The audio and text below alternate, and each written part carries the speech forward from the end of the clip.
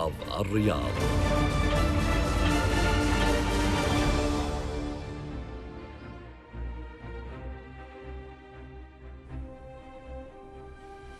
Welcome again to this Kuwait Television live coverage of the 2022 Arab Sino and Gulf Sino Summit hosted in Saudi Arabia with our esteemed guest. We are joined by phone by Dr. Ayed Almanna, an academy and political analyst. Dr. Ayed, during the Chinese president's visit to Riyadh, 3 summits are held: Saudi Chinese, Gulf Chinese and Arab Chinese, in the presence of more than 30 international leaders, reflecting the impact of these summits. Could you please explain to us China's relationship with the Middle East from 3 dimensions: economic, international and political side? Well, could you kindly just raise your face because I find it difficult to hear you very well. But as I understand your question, that's definitely the Chinese president visit is actually a turning point in the relation between China and the Arab world as a whole. Actually, the Kingdom of Saudi Arabia invited the president to attend bilateral talking with the Saudis and other talks with the Gulf states, a third one with the Arab countries. The relation between China and most of the Arab countries is not actually a new one, at least since 1949 for the recent time. Kuwait, for instance, established relations since the early 60s.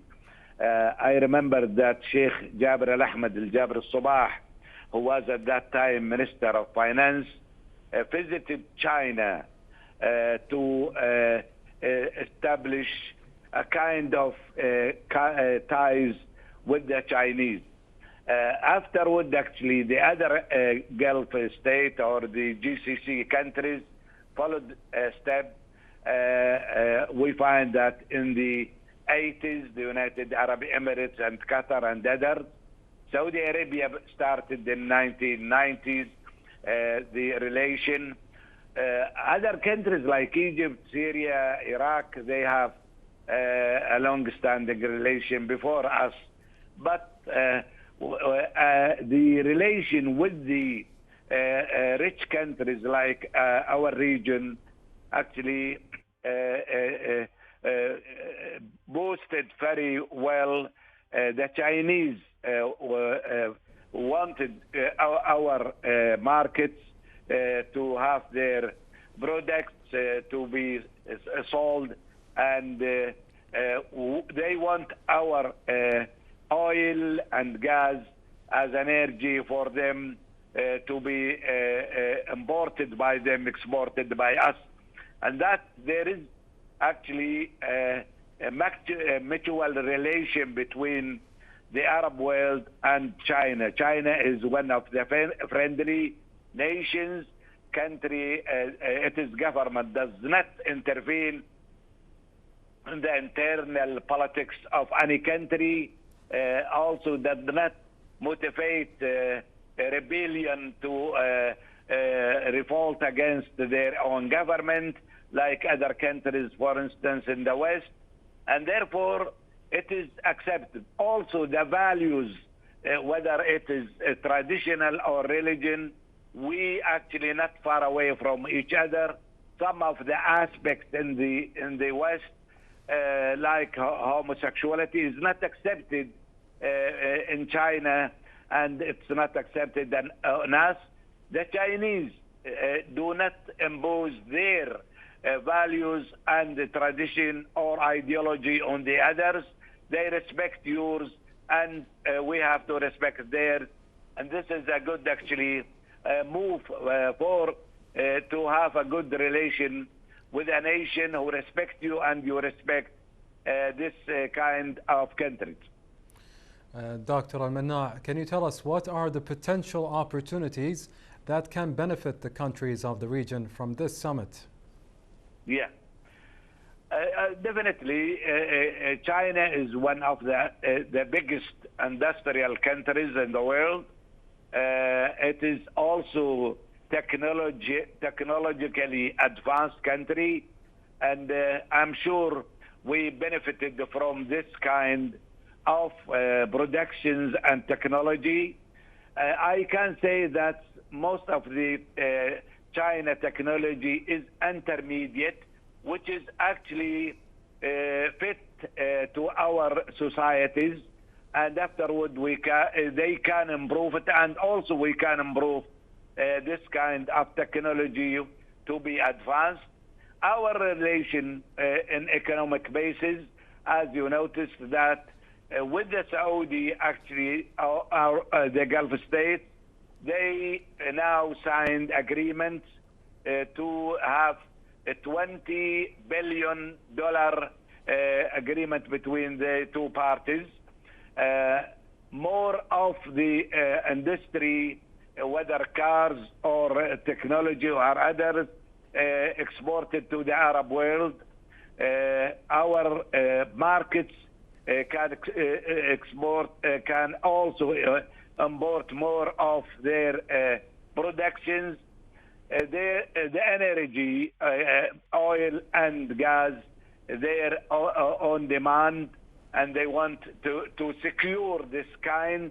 I think now we are having a mutual relation, whether with the West and the East.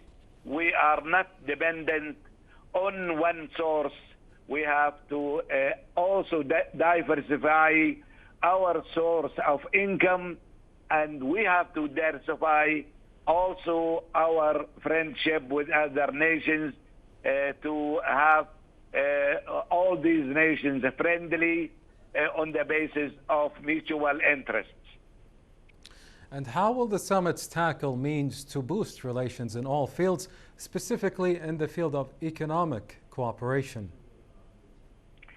Well, definitely, any problem arise will be discussed between the two parties and will be solved if it has happened.